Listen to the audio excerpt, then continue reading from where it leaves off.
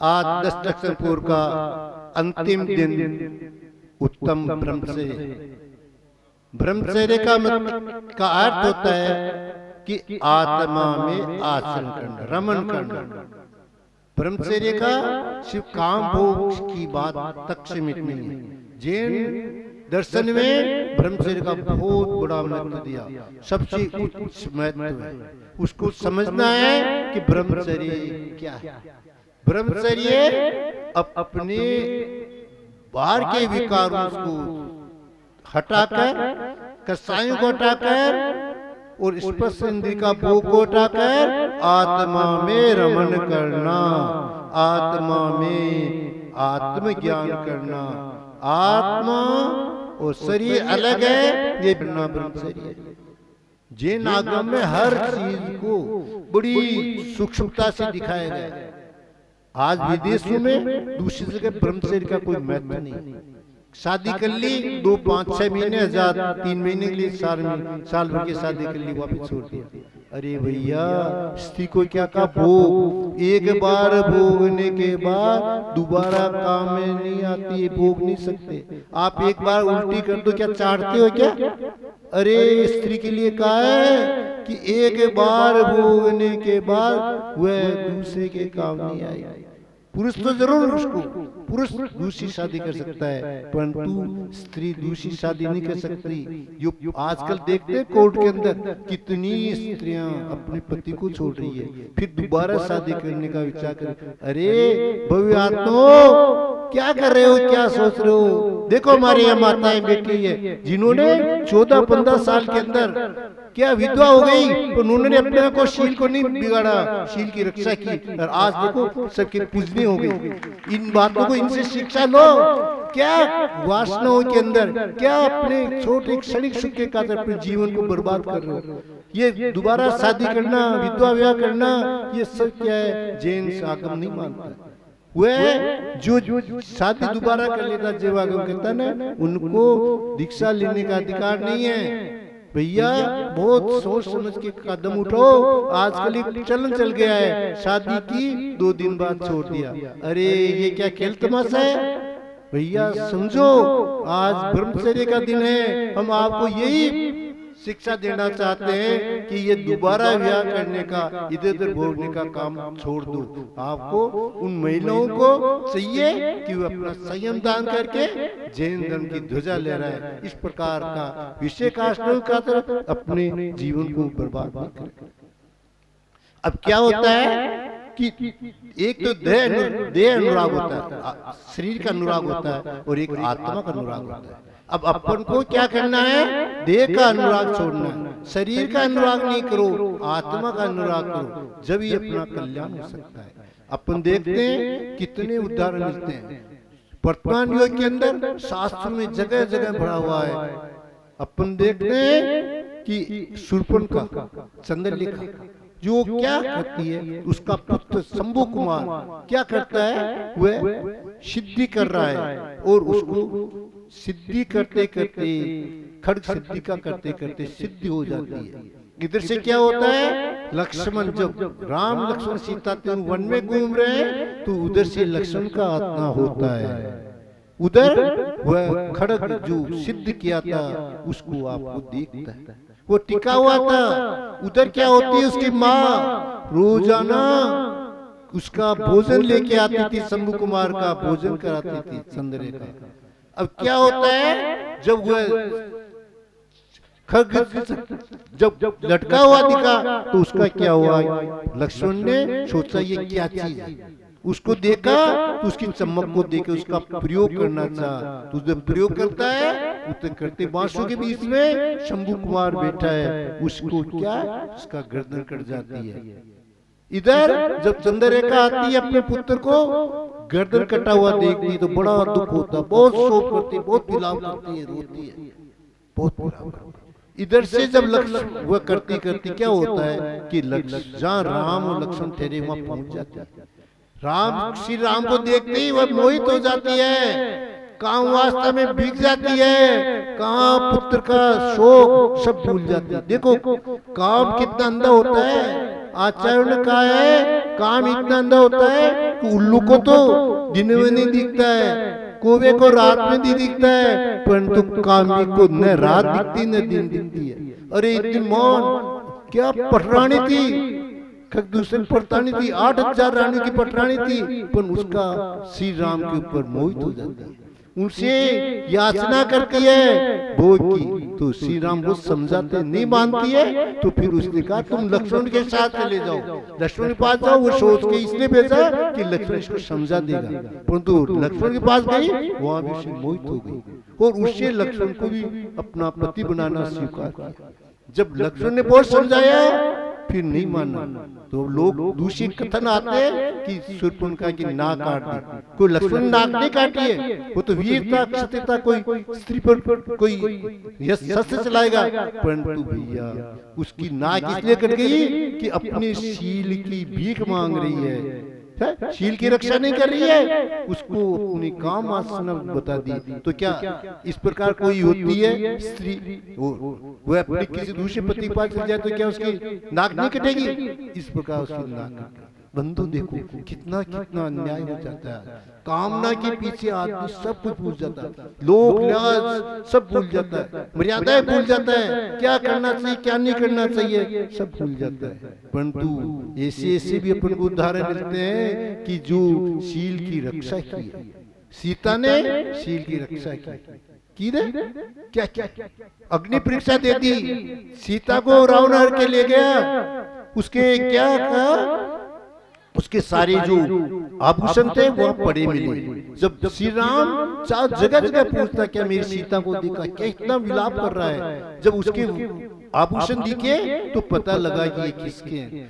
श्री राम से लक्ष्मण से पूछते हैं कि आभूषण क्या सीता के हैं, लक्ष्मण नहीं बोलता है यार इसका नहीं बोलता, ये किसके हैं, सिर की बात है, नाक की बात नहीं बोलता, कान की बात नहीं बोलता, परंतु उसकी बिछड़ियां दिख जाती है, बिछड़े वो देखते ही वो जो उछक के कहता हाँ ये सीता के, तूने भाई ये भी सीता के थे, तू क्या जवाब देता है कि मैंने मेरी माता के समान सीता थी, मैंने उनका कभी चेहरा नहीं देखा, मैं तो उसके चरण देखे तो बिछड़िया जानता हूँ। देखो इसे कहते हैं यह है जिसने माता के समान सीता को माना है। तो ऐसा जो उदाहरण अपन को मिलते हैं ये क्या है, ये साक्षात अपन को उदाहरण से पता लगता है कि शील की रक्षा कैसी की है। इससे ये नहीं है, अपन को बहुत से उदाहरण ऐसे भी आज के युग के अंदर मिलते हैं। क्या मिलते हैं, छत्रपति शिवाजी है, उसका सेनापति है, सेनापति है क्या विजय करके आता है, लड़ाई करके विजय करके आता है। जो सेनापति आता है तो शिवाजी पूछते भाई क्या किया तुमने, क्या इतनी बड़ी विजय करके आया, हमारे लिए क्या भेंट लाया, तो वो क्या करता है सेनापति जी, वे विश्व की बहुत बढ़िया एक सुंदर क्या करते हैं स्त्री को आपके सामने जो क्या करते हैं वह स्त्री है कल्याण नरेश के पुत्र वधू है, उसको प्रस्तुत करता है। एकदम देखते ही उसको शिवाजी कहते हैं बड़े तिल बना जाते हैं और बड़ा उनको ऐसे शब्द कहते हैं ये तुम्हारा कर्तव्य, ये तुम्हारा काम है, ये हिंदुस्तानी परंपरा है जो तुम एक स्त्री को लेके आए हो मेरे पास, ये इसकी तो रक्षा, ये तो इसकी रक्षा करना चाहिए, तुम्हें बहुत बुरी तरह से डांट पड़ना पड़ती है। और क्या करते हैं जाओ वापिस को अपने परिवार में वापिस जाएंगे लाए कल्याण नरेश के यहाँ पहुंचो, सम्मान के साथ पहुंचो, ये नहीं उसको स्वीकार कर लिया, इससे आदर्श मिलते हैं अपन को।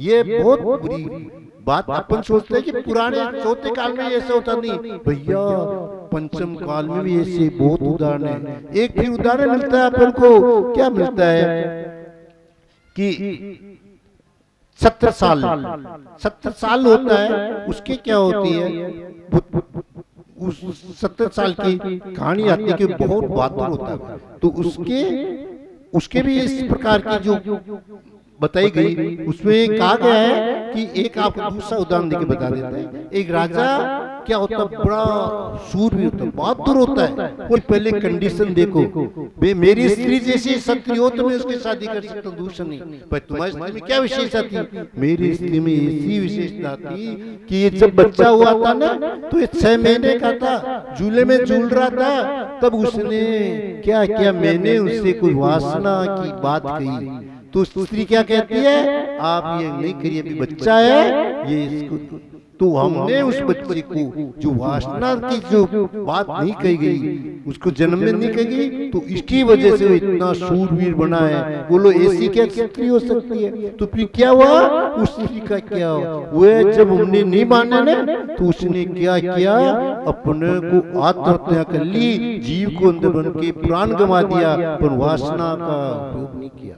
बंधु, ये इससे कहते हैं, इससे क्या कहते हैं? अपन को संयम।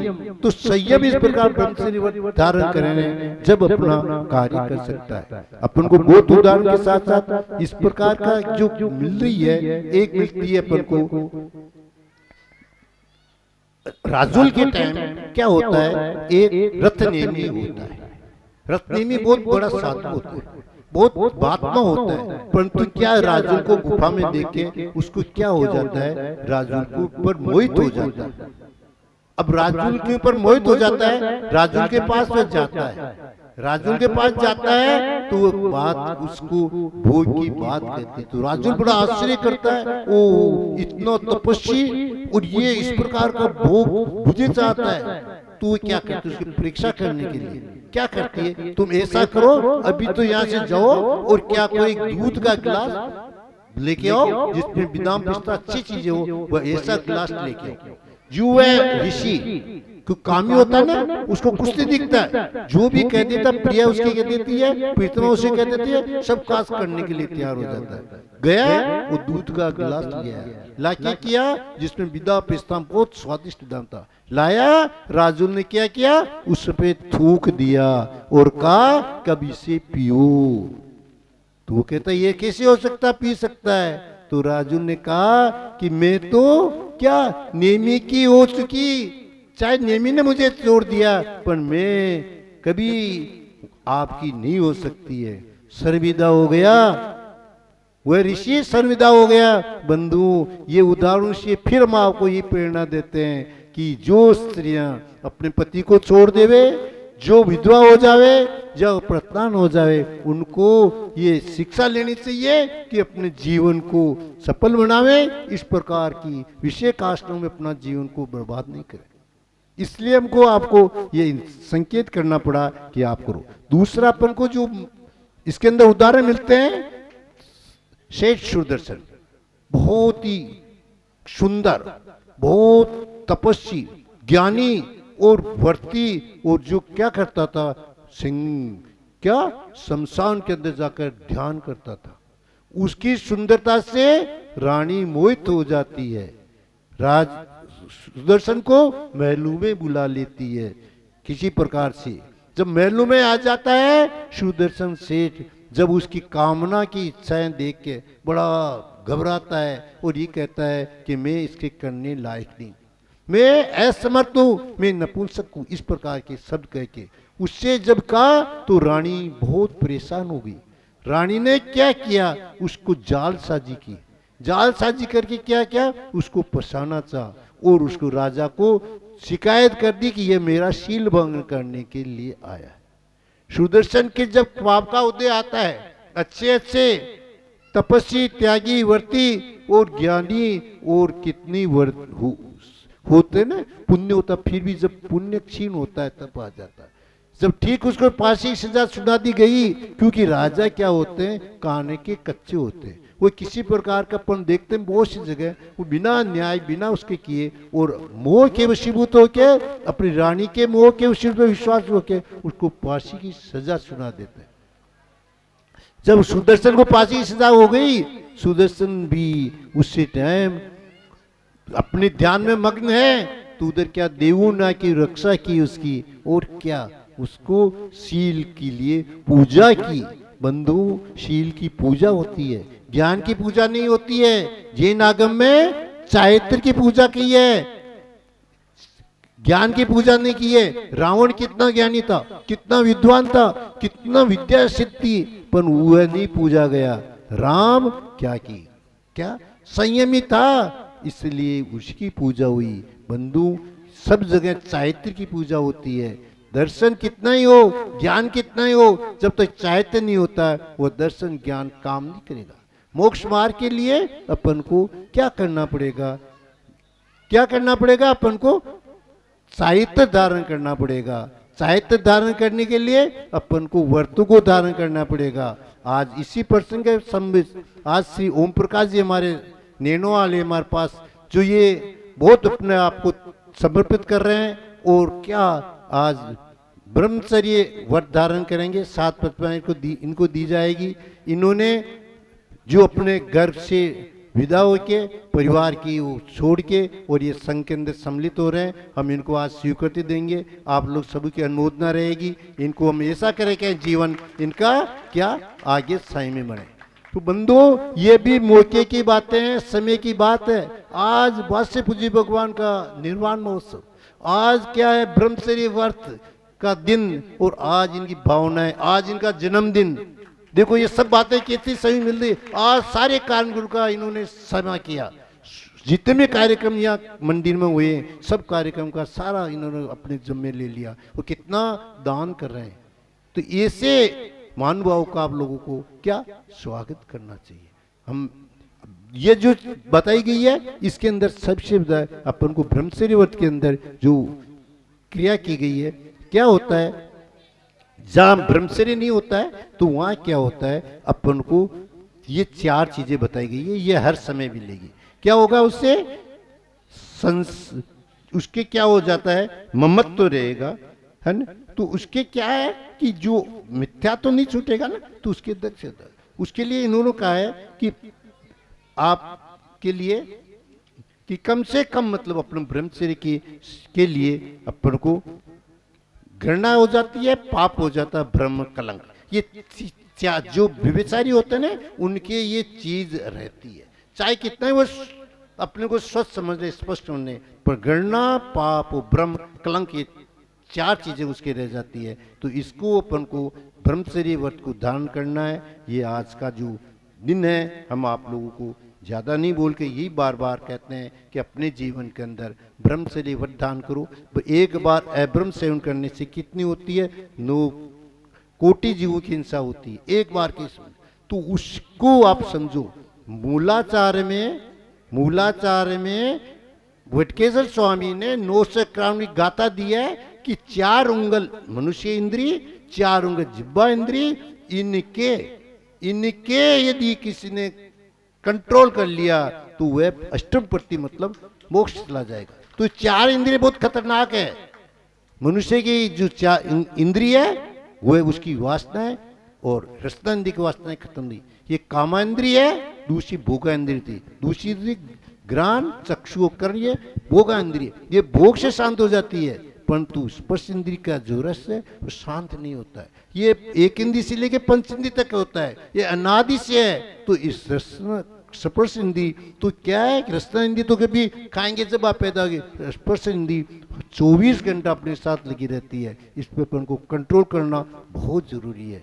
इन बातों को करके अपन रसना स्पर्श इंद्रिय पर कंट्रोल करें, क्योंकि 4 संज्ञा है तो एक इंद्रिय से 5 इंद्रिय तक है, परंतु अपन मनुष्य हैं, इतना अपन को विवेक मिला है। तो संयम दान करके अपन ब्रह्मचर्य व्रत को बढ़ावें। इन्हीं भावनाओं के साथ में अपने शब्दों को विराम